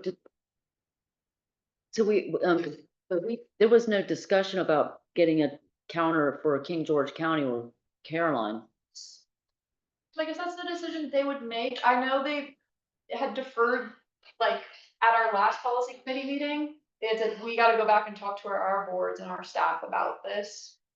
Which I imagine they'll come to this next meeting. I was just gonna add, we will have to proceed carefully with that because if we're using NPO funds or planning funds, it has to be used and spent within the region. Okay. We do assist both Caroline and King George from time to time with a counter of like, if they request it because they're going after a grant, we're really like, okay, we can go out. Because part of Lita's time is within the rural planning efforts. So it's just something that depending on the number of counters they choose and depending on how they fund it, because they haven't talked about how they're going to fund it yet. That would potentially put some restrictions on how we can do it, because we can send Lita out to say King, because Lita's on the rural thing, but you can't send me out there because none of my hours are for Carolina or King George. So there's a little bit of tiptoes with the rural, but because we're in the George Washington Regional Right. Commission, we have our rural partners immediately beside us, and we can figure out a solution, but that is something that we would have to be cognizant of when we're acquiring these. Something to think about. So are you looking for a recommendation? I mean, you're looking for recommendations. Are you looking for a motion or It was really, anything? if you all had strong feelings about it, I thought this would be a good time to put it before you and, I'd be happy to bring it to the policy committee meeting, this month, but. Do we still have a quorum? We still have a quorum, yes. Okay. I make a motion that we write a letter of recommendation to the policy committee. 44 new items. Automatic or remote? Automatic or annual? Ask for it all, and that way if they want to scale it back, they can scale it Yeah, I was gonna say automatic, and I would have justified it by taking 264 minus 144. Well, this multiplying it. is- Sorry, I just wanna, this is with the, it's not just automatic and this is being moved. Too. Yeah, But yeah. just trying to put a dollar amount to it. I like the 1 month stay better than the 2 weeks stay. Yeah. So that would you, Oh. so that would, should we do three? Do you want to do three or just Okay. one motion and wrap it all in, or? I was gonna say a motion to write a letter. Right. For 2004. And exactly what she's asking for is 4 automatic counter. 4 automatic counters. And I think I heard Rupert say, For the option and the ability or whatever to have 1 month periods. month, okay, Do you benefit from that or maybe taking, reducing the number of locations, but doing the same location twice a year at different points in time? Because again, if you have one in one place in December, then we're able to put it in the same location in July, Right. get very better, idea of how much use there is. Right, I imagine there'd just be more staff time associated with that, right? Again, it's moving it back and forth, they're moving it to twice. I also am kind of wondering about my method of normalizing it still, or trying to control for seasonal differences with the Chatham data, and how much does that alleviate that concern of seasonal variation?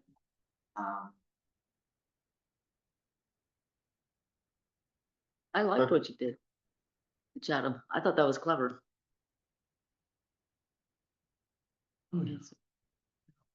So we have a motion on the floor, a letter to support 4 automatic bike ped counters. I think there was a friendly amendment to that for 1 month. Got that. Okay, so That amendment really might not be necessary because if we leave it to the staff's discretion, I think they'll go with 1 month. They'll figure it out. So why don't you scratch my amendment? I'll just go ahead and second the motion. we have a motion, we have a second. Any discussion? Who's gonna write it? I'll help You can, John. yeah. I'll help John. No, you'll help. I can't write. John can. Yeah, I have to be, well, Okay, I'll I can write something. assist, but yeah. Okay, I'll I take, can't, I can, I'll take it on. I hate to put this on you, but you would probably be the best one to write a draft letter because you would get all the important Legal, The thought. I think I'll be very happy to work with Lita on it. Okay, all in favor? Opposed? Motion passes. And we will defer on all the other things about the time and the rotation, leave it to staff's, discretion, and y'all can come back and talk to us about it. Okay, next item is, item 9, staff reports. Okay, yes, I'll be very quick. For the TAC, which happened this past Monday, one of the big items that they talked was Representative from Virginia Passenger Rail Authority, G.A. Stratler, they came and talked about the service disruptions, particularly with the Long Bridge service. So if you have not heard or if you haven't seen things, that once the Long Bridge kind of goes under construction, it's going to limit the number of BRE trains and when they are going to be arriving and where they're going to be arriving during that construction period. They're limited that they're going to actually have to close down rail service for portions of the day, about 5 hours at the Long Bridge.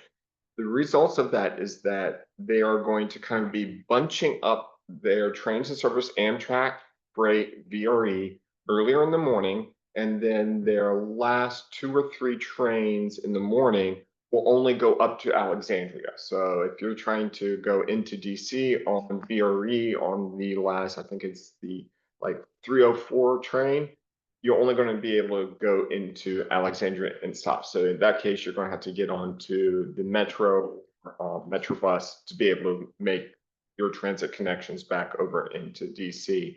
The rationale for the closing is that this will allow them to still maintain basically over 80% of their current capacity trains when they're expected to go, particularly in the peak hours, and be able to also have that coming in the afternoon as well. The problem is it definitely impacts, he said between about 10 to 20%, depending on how far you're going on VR on those last trains in the morning.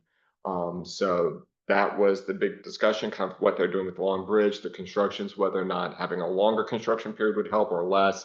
And it, from, or at least my staff opinion was, it sounded like they optimized it to capture, to not impact the most, but they are definitely impacting a small percentage or significant percentage. I won't say small, heavily, but they've done a good job of clustering when service and trains are, because they actually have that, some of the folks who are doing the work on the bridge can't actually be on there if there's active rail happening. So 5 hours, including setup, tear down, is their golden point. They've optimized it, but expect folks to kind of complain that all of a sudden their train might not be going, in directly into Union Station when they are used to having it. They either have to get a earlier train or figure out another kind of connection, often a 2-seat connection to get into, say, Capitol Hill area. So that was the main one. The reason they're doing it, if I understand it correctly, is because of the noise ordinances in DC. So I Yes. wonder if while they're working on the water, which is in, I'm not sure where So maybe that is in DC. I was thinking, well, they're on the river, that they wouldn't be in DC, and maybe they could work overnight and get more done. They did talk about that. So they explored that and had conversations and looked kind of how DC, so it has to be Monday through Saturdays, no Sundays. They can't work on Sundays. Of course, Saturday is not going to be impacted as much at this point in time. So they can't work in the evening hours. They do have both hotels and residential residences in the facility. The construction, they are driving pylons deep into the river. This is going to be a very noxious use. You're not going to be able to kind of sleep through this type of activity. DC does grant waivers for some of that, but it's done on 30-day periods. And they cannot, even talking with their contractors, is they cannot basically be unknown every 30 days of whether or not they can or cannot kind of schedule their work to happen on the overnights or even the Sunday hours. And DC tends to be very sensitive that they're very resistant to do it in the first place, but if they do it, they're very sensitive to any complaints coming in. So if they start having complaints and they're kind of looking around construction as, yeah, you're going to get complaints, they would maybe spool up for that 30 days and then be told to go back. And it's just going to be easier to go with a proceed plan for those 5 hours. It's not that they're only going to be doing work at those 5 hours, but the actual work that where they will need to be able to close all the train traffic. That's when they're going to be doing it, but they're going to be working more kind of traditional construction hours outside of that. They just won't be in and on basically an active rail line during those periods. How many riders are we talking to be affected on those last? I Yeah. VRE for So 14 years, so on those 2 last trains, how many are we talking? oh boy, he said it in the presentation, and don't shoot me if I get it wrong, Okay. but I think it was less than 200, particularly on the last 2 And trains. look at buses, because you can just go from Alexandria, shoot down Route 1, essentially you hit Crystal City, shoot across the 14th Street Bridge, you then can hit LaFont Plaza. And It's not the only construction project in the area, and if, depending on where the person goes after, kind of going into Alexandria there, if you're probably having a significant portion probably going into kind of Capitol Hill and Union Station, but not everybody. So once they're getting on the metro there, you're probably having kind of a branching off of the trip distributions, and they're aware there's also a significant construction project happening in the area, so maybe getting a bus in and out is not going to be the most effective thing.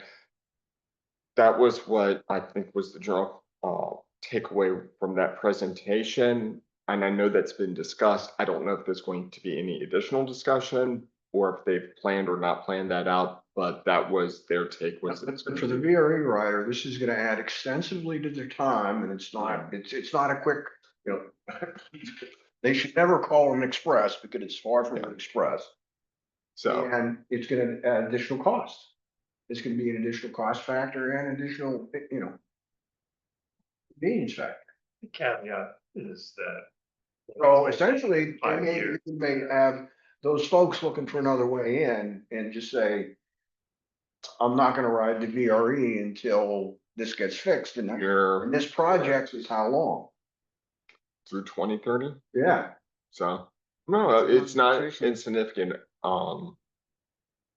But you know, DJ said it was like he was done. He knew it's like you have the folks who have sat on that one specific seat on their ride every single time up. Like VRE is much more sensitive to change in service disruptions than some of the other transit services. And they're basically looking at is like, how can we make sure that as many people can still use the service, do it. Realistically, it's going to be those, if it's absolutely critical to get past Alexandria, you're going to have to take an earlier train.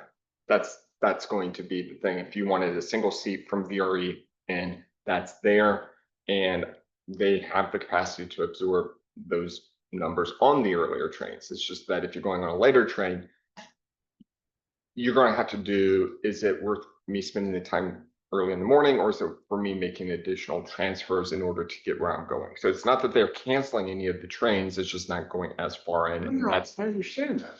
We're gonna add, but that person that say works that gets off at LaFont Plaza is gonna then have to get on the metro. And I assume it's either Alexandria, so they've got to go all the way to Crystal City, and then they've got to cross the river and then get off at LaFont Plaza. That's adding at least minimum 30 to 45 minutes to their commute. Is there any analysis of how many people it would impact? That's what I had. yeah, that's why I said it's at less than 200. They did give it, and I know it's less than 200. I don't remember if it was 120 or 150, but, and that's across 2 trains. It's a 7%. Yeah. Well, 7% of those last 2 trains that are disrupted. Right. So yeah, it bleeds off, a fair amount bleeds off by that point in time, but it's still train. So that's what the TAC discussed. I think they're still scheduled potentially to come back to the policy committee to provide an update. There's a little bit because a lot of the policy members are also on the VRE board, so they're probably getting that, and they're still going to be working through some of it, but they gave the presentation because our concern was how much is this going to disrupt and how they were accommodating. But it does look like they are crunching those trains together before the closure period to at least maintain a certain level of capacity. So then smart scale updates, mentioned that we're launching the LRTP. They endorse directing public comment for the Rappahannock River crossing, which I'll talk about that in a little bit. We've had some correspondence about reauthorizing our consultants, and we are looking at proposed build grant opportunities for funding for various projects. So I will eventually come back at another point in time because they're doing TAC members, but to keep an eye on for public announcements that there is a smart scale workshop group that is going to be meeting. It's a public meeting, but it's a public workshop, public meeting. It's just not going to have an agenda or public comment period type things. It's for the jurisdictions to come, their members. So we make announcements of those meetings. So that was the TAC. Policy committee basically adopted a lot of resolutions. They had a very long conversation, I think an hour on Ian's second slide about the VRE ridership numbers and trends. So they were very active on that. Yeah, all those wonderful TIP amendments. They received leaders complete streets plans. We had the conversations about bike counters that they're doing it. They've adopted our CMAC methodology. So it was a very action item oriented, although discussion mostly was about VRE ridership. So, and that was the policy committee. Okay. So that's staff reports. Member reports. Is this the item that we were talking about? I was talking about, like, just everybody goes around and. I might take this opportunity to mention my annoyance at the Long Bridge project, because back in the 70s, there was a really good committee report that came out of FAMPO, DC, I can't remember, the essence of which was the committee recommended having a line, a parallel line on the railroad line, split off below Fredericksburg, and cross the Potomac River and 301 bridge and tie into the railroad line that's already there on the other side. The point of being, it would be divert terrorist bombs on trains going under the White House or under the Capitol. Like now, every darn load of oranges from Florida doesn't have anything to do with DC. It was right under the Capitol, basically. And so for security reasons, they recommended diverting most of the freight over to Maryland before it even gets to DC. If we'd followed their recommendation, we would still have plenty of capacity on the existing bridge and wouldn't be going through all this. So just wanted to get that off my chest. Yeah, I think this was, when I was proposing this was to be like an opportunity to share, like, I belong to this group and, things like that. But that's a good point. We could, that might be a good future topic, just to keep an eye on the Long Bridge project and see how.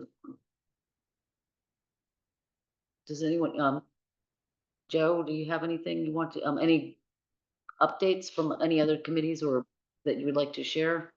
Yeah, been pretty busy. I haven't really been able to look into things like I should.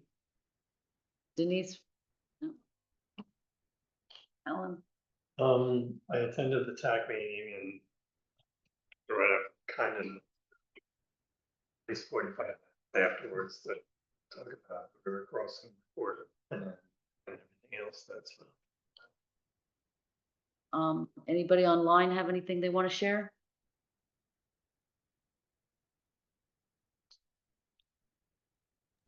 Not at this time. This is Tamara. Thank you, Tamara.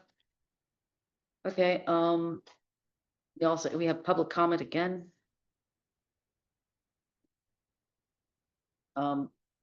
Yes, right, that's a mistake. Future agenda items? Okay, so linked in your report is the 747 page River crossing document, right now, so we have not opened public comment on it yet. We just, CTAC is in, or sorry, the TAC has endorsed it, the policy committee, we're gonna be asking for them to open public comment. But you now have the report in your hands, if you wish to go through it and basically vet that this is what the consultants have done and their general recommendations are in line with what we've discussed previously. So this is the last bit, one of the last bits of deliverables that the consultants have that we will eventually look to be adopting, hopefully within FAMPO as the completed plan. And so coming from this, it is memorializing all of our public comments. There's well over 200 plus pages of public comments.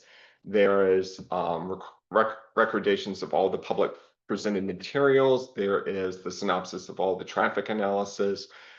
The actual like meat of the report is mostly the first 60 to 70 pages. After that, it's appendixes. So you're having, I mean, literally do have scans of the written public comments, a summary of all the digital ones in it, like Excel tables. All the correspondence between various agencies are also included. And so we are memorializing all this. And then once we have the public comment, we're going to take all those public comments and make an appendix even longer. So it's but this will hopefully be developed as the final one that identifies that the core of the project that's saying is that option D is more or less eliminated from consideration. That options A, B, and C are generally all moving forward, although C is the preferred alternative as discussed between this FAMPO, the Stafford County and the city of Fredericksburg. And while that is our local for things that's going to enable us to seek additional funding, because we now say we have agreed upon line-ish or quarter-ish, that's going to be what we can use to go get funding. However, once we have advanced to NEPA, every single one of those options that wasn't rolled out, say option D to its impact on the Green Bank community, is moving forward on equal footing, as well as additional other options or variations of the current options that to be considered for the NEPA. So it's now like, congratulations, you survived this, the elimination round, you're moving on to the next round, but it's going to be a whole new group. You might actually have new players come on, but that is the normal. It's done to, you know, an acceptable standard that as we move forward, we can include this as our, how long we've had a conversation with them. We can say, look, we've gotten over 1,500 responses, maybe quite a bit more depending on how many comments we get in. Now, here's all the materials we presented to the public. Here is all the various agencies and entities who have weighed in on this and given kind of either approval, non-approval, identify concerns like Department of Natural Resources said here are the endangered species you should look at. So it's just documenting and memorializing all of this and basically saying, and the localities and FAMPO have agreed that this is the report that we're going to be moving forward with. Like, it's gonna be a very interesting, I believe this is the document that I noticed those two. Page 45, 49. I can point it out to you.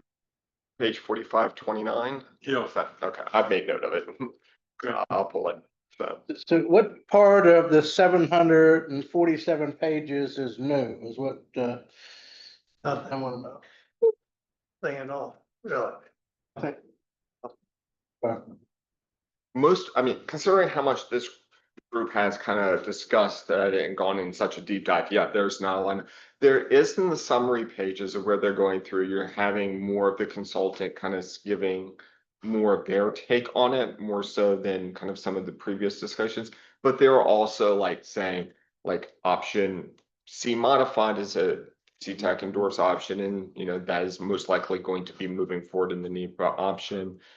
They've recorded that within it. They've recorded the policy committees, each one of that. So it's just saying, here's all of our analysis. Here's our recommendations. We're nixing option D more or less, or as D is presented. The other ones are moving on, but acknowledging that option C is the endorsement from the policy committee. Option C modified is CTACs, and we get to do this all over again. And where CTAC's modified option C is memorialized is essentially in the news articles that were written about the FAMPO meetings. But as far as the actual analysis that was done. I mean, basically, I guess you could say that option C ultimately was elected by the policy board because of what Stafford County wanted and what the city of Fredericksburg wanted, which was Stafford essentially wanted to try to utilize the existing infrastructure. And that the city of Fredericksburg wanted to potentially cross the river in an area where there wouldn't be the inability to build data centers. But, you know, there were originally, I mean, they ultimately was 3 options Cs. We don't know exactly know exactly what the consultant's ultimate final sketch or their final cost estimate is. There was some discussion at the TAC meeting about whether or not that should, you know, when that was going to be made public, if it was at all, or how it was going to be made public. I think that the TAC, some of the TAC members recommended that it be, for transparency purposes, be included so that when public comment is made, they actually have something final summary of what the consultant came up with to be made, you know, made public, or maybe even part of the report. So, and I would urge that as well, because you ultimately want to see what the conclusion was before you actually open it up to public comment. So I don't know if that could be a recommendation from CTAC towards the policy board, but you know, I would hope that it could be. Wouldn't the conclusion be partially based on public comment though? There's nothing in it that says exactly why the option C was chosen by the policy board. It says that they chose it and all the preliminary information from the consultant was included in the report. But it doesn't say a single thing about exactly why they made that choice. Typically, that isn't, I mean, localities, the board and whatnot, sometimes they can say why, but that's usually not, Necessary to include. that's, because I mean, we had 11 potential policy, or, you know, folks on the board, they can all have all 11 things. It might be contradictory, they might be irrelevant, like, you don't know, as well as each one of their board jurisdictions. So do you memorialize that versus that they generally universally agree that C was the option? That's kind of the level, because we don't want to. Personally, That's bad. I would expect no less since they're politicians. Would the public be interested in finding out what the final sketch and cost estimate? So those documents will, right now, because they're with like VDOT, because we're saying the consultants that gave these to us, please check it before Right, we do it, because, you know, and the jurisdictions have. and the jurisdiction staff has it for it. The trick is that we will never be endorsing or adopting either the sketches as a plan, because that's certainly not done, particularly at this stage. Post NEPA stage, absolutely, Sure. but at this stage we're not, because if then depending on what needs to change, and there could be lots of different things that need to change before ultimately construction begins, then it'll be basically constantly going back Right. to the policy committee for engineering level changes. Same with the cost estimates, you never endorse the cost estimate. So that will be dramatically different. I mean, once we get to the point where it's going for additional funds and pretty much at the end of this, but those two work products are completely separate from the actual draft report and the final report and documentation, because we know that the general corridor that's been endorsed is C, how the consultants initially, their ideas. And again, it's all going to be going back to NEPA. We don't know how that's actually going to come back and what changes VDOT might request, because they're like, no, we know a little bit more about the topography here, but even then, this is done before like surveying and geotechnical work. So it's like, do we have do we have adoption and comment over that initial rough sketches of where we're kind of starting to scale down so we get a better idea of what needs to do and move forward? Because they could be completely revised out by NEPA too. Yeah, I was kind of thinking that you really don't start looking at the, I mean, I could be completely wrong here. But you don't really start looking at the prices, the numbers, until after you go through NEPA. Because the NEPA is gonna change so much and that's Yeah. gonna, And NEPA is blind to costs. So Right, that's, for that's- us, yeah. this is to go enable to go NEPA, we need to find funding. So it's basically kind of a sketch to find funding with versus this is the final alignment. And this is like, we're going to be going through this tree off of that rock and so forth. Right. And how long the piers have to be, because a lot of those revisions take place during that advanced design Right. phase. Like they are constantly making revisions at different stages for that. So this is way too early for, we're and we still- don't want to give, I mean, you don't want to also give the false impression that that's the final design too. Yeah, and we're still looking at a 250-foot wide swath, Mhm. Sure. so it's pretty big. Actually, you're looking at one that's miles and miles and miles wide right now, if we're going back to having all options available other than Exactly. So who's doing the NEPA study? VDOT would, VDOT. they typically do, yes. It's a But consultant. again, it's not that far yet. Like we are still, you gotta get the funding first. Or at least you need a good chunk of the funding first. I thought the study was already approved, funding for it. This study in PL was approved, so we've done certain things that can be elevated and kind of pulled up into the NEPA to whatever VDOT deems appropriately. But $600,000 isn't a NEPA study. So this is a very in-depth traffic analysis, environmental survey that allowed the jurisdictions to have a much more informed decision about their alignments than you would traditionally get in a normal planning level concept. So particularly since that there was different viewpoints and preferences for their alignment. Yeah, if you ever go back and look at the final reports on the two local crossings over the Rappahannock, they did for I-95, you'll get a good idea how incredibly involved it is. Okay. Any other items we want to bring up for our future agenda item? Any of the, I'll be also bringing a calendar. That's Okay. now doing that, so you'll look at next year's calendar and decide whether or not you'll want to meet on the days provided, so. all righty. All right. Next item on the agenda is adjournment.